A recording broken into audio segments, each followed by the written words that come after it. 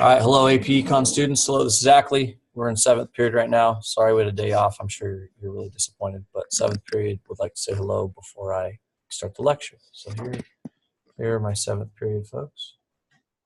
Yeah, look at all those people. Yay. They may drop in again for a little cameo. Be disruptive. Rodriguez said she's going to throw stuff at me during the video. Anyway, all right, so we're going to jump into short run aggregate supply here. Shouldn't take real long. I'm going to share the screen with you. No, I don't need to share the screen with you. I think I just need to get rid of that. So here we go. Short run aggregate supply is, pause before doing anything. Go ahead and watch that video. Go ahead and pause and watch this video. It's a good one. Just throwing stuff at me. Who's throwing stuff? Say hi, Tommy. Hi, Tommy. He doesn't want to say hi. Yeah, there he is. All right. Anyway, so what is short run aggregate supply? It is the curve opposite of the demand curve, aggregate demand curve, in our price level and real GDP model. Shows the relationship between the aggregate price level and our quantity of GDP that is being produced in the economy, supplied. Remember the aggregate demand, there is negative correlation between the price level and real GDP or aggregate output. This period from 1929 to 33 demonstrated the short run there's positive relationship between the price level and aggregate supply. Basically, aggregate supply, aggregate price level dropped. There was little to no incentive for people to produce, suppliers to increase production. People didn't have any money to buy things. Therefore, aggregate output supply also dropped because why would anything be produced if people didn't have the money to buy things, people didn't have jobs, and it became, again, as we've talked about in class, this cyclical issue. So why? What is the short run? Well, you see in this section and then the next part of module, I guess 18, it's basically this time frame in which we see inputs being sticky, production costs as a paramount concern when it comes to supply. The short run is the time period in which many of these production costs are considered to be fixed or sticky, so they cannot adjust. And we'll look at those components here in just a minute. Suppliers can generally make calculated decisions in the short run, knowing that their general production costs are going to stay the same. As time goes on, there's going to be adjustments, and that's where things in the long run become more flexible, which is the second half of this lecture, the one we're going to do, I guess, tomorrow. So suppliers' incentive, again, they're trying to make money. The question suppliers have to ask themselves is producing one more unit of output profitable or not? And if it is, then we take a look at this question or this equation here. That is, profit equals price minus cost. So if for suppliers to continue production, the price they receive for a unit of output must be greater than the cost that it is to produce that unit, which is probably common sense for you. So supplier incentive and wages, typically, Wesley is dancing. He's dancing. We're waiting for another singing Valentine to come in, which would be pretty sweet. Anyway, supplier incentive and wages, typically the largest source of inflexible, again, input costs in the short run are inflexible or sticky. Production costs, are, as far as wages go, paid to workers, just general flat out wages paid to workers are called nominal wages, and they are sticky or inflexible in the short run. This includes all forms of worker compensation.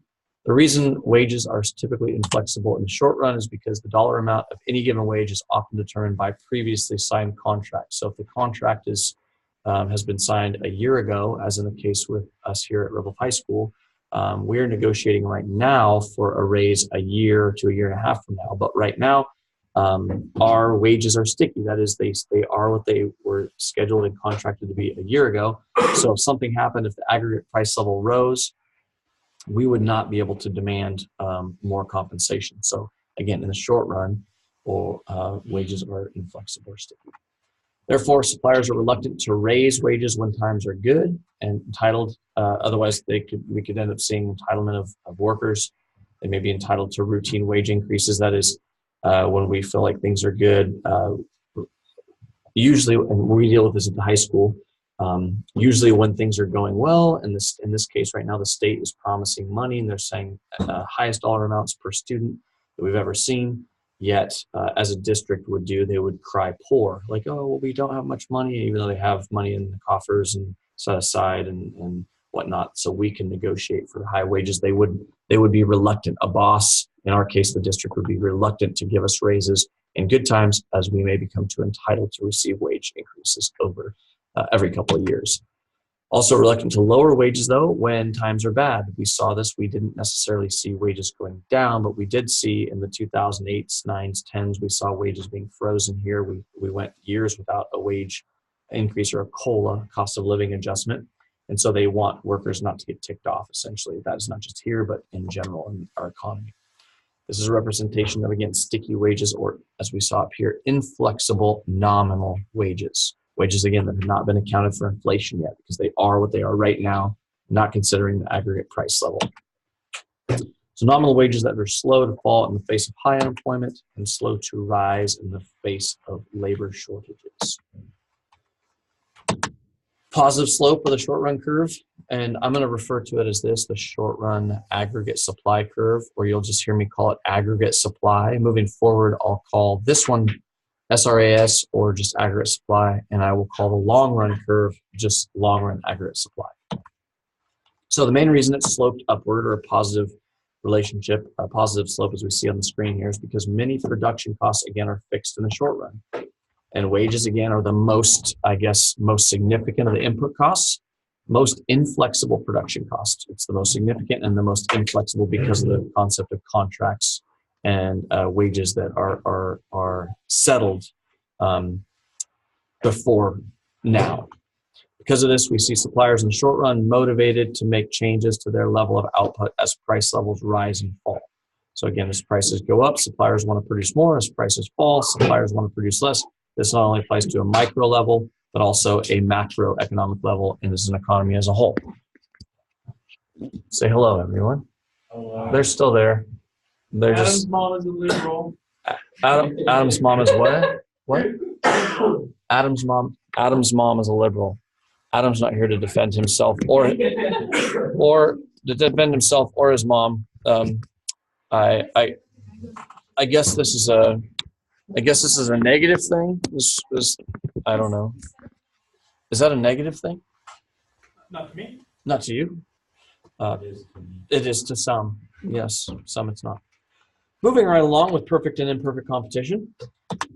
Remember, a change in price is a movement along the aggregate supply curve, just as we see in a micro concept. If the price of orange juice rises, the quantity supplied of orange juice decreases. Price of orange juice rises, quantity of orange juice supplied would increase, and vice versa. It's no different with the macro level, where the aggregate price level fluctuates. So too, in directionally consistent, are quantity supplied of real GDP or output. Suppliers in perfectly competitive markets know that prices are given or set. That is, they have to compete with others, so they don't have as much leverage to do that. Because of competition, they cannot increase price at will. And as a result, these suppliers will watch the change in aggregate price level, adjust their level of output accordingly. Again, in perfectly competitive markets. Suppliers of more imperfectly competitive markets know they have some ability to choose the price they charge, again, because there's limited competition, maybe even collusive situations or monopolistic situations. As a result, these suppliers watch for increases and decreases in aggregate demand. They then respond or adjust their level of output accordingly, because they're, again, trying to squeeze out as much profit as possible. And as a monopolist or a limited competitive supplier, they have leverage to do so. In either case, perfect or imperfect competition, the short run aggregate supply curve is upward sloping, or a positive correlation, as you can see, between aggregate price level and the output level, or real GDP. So the determinants, the shifters essentially of the aggregate supply curve, short run supply curve, are these: changes in commodity prices. We'll hit each one of them independently. Changes in nominal wages, which we've already touched on, and changes in productivity. So here they are. Remember our relative increases and decreases. An increase would be to the right and a decrease would be to the left, just like we learned in our macro unit 1. Changing commodity prices would be, first, commodities are essentially the inputs: production, oil, metal, rubber. And by the way, oil is the most significant commodity globally. It is the one of the only things that affects overall aggregate supply of everything in macro economies around the world. Oil is the big one. If a commodity price falls, production costs falls as well. So it's essentially cheaper for suppliers to produce, leading to an increase in aggregate supply, as you would see. If commodity prices rise, the opposite holds true. Production costs would rise as well, and this would be a limiting factor on aggregate supply, or a shift to the left, a decrease in short-run aggregate supply. So really, so far, we're looking at conceptually the same kind of effect micro in macro here as we saw in micro. Nominal wages, already touched on that. Nominal wages are essentially the simple dollar amount of the wage that is paid. Typically, nominal wages are sticky because of contracts and agreements. Like I said, they are fixed or sticky in the short run. They can't be adjusted until time passes in the long run. However, if enough time passes where contract negotiations can happen, nominal wages can change. You'll see this on your book on page 183, which is where we start to shift to the long run. Nominal wages do fall. Cost of production falls too. That's essentially paying workers less. That means cost of production falls. It's more efficient or easy to produce. This will lead to an increase in the short run aggregate supply curve. The opposite holds true as well. If nominal wages rise, which we're going to see that being the most significant shifter or effect on short run supply moving forward, cost of production would decrease. That is, cost of production would rise. This would lead to a decrease in aggregate supply. So just remember this slide throughout the rest of the semester, that nominal wages changing as time goes on, and in the short run, they cannot change. Finally, productivity. An increase in productivity means that workers can produce more units of output or production with the same quantity of inputs. So people are better trained, or they have more human capital, more machinery, whatever, physical capital available. If workers become more productive, well, as you would imagine, this leads to a cost of production decreasing and would increase aggregate supply to the right.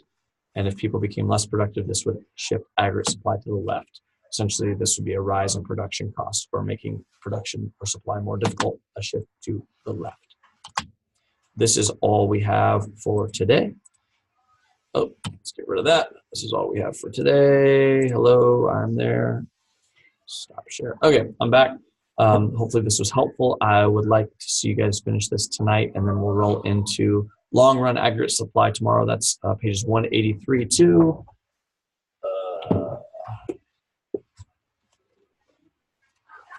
183. Oh, excuse me, 184 to the end of the module, which would be page 187. 184 to 187. We will not be doing quiz 7 tomorrow. You're welcome. I know. Amazing. Have a nice life.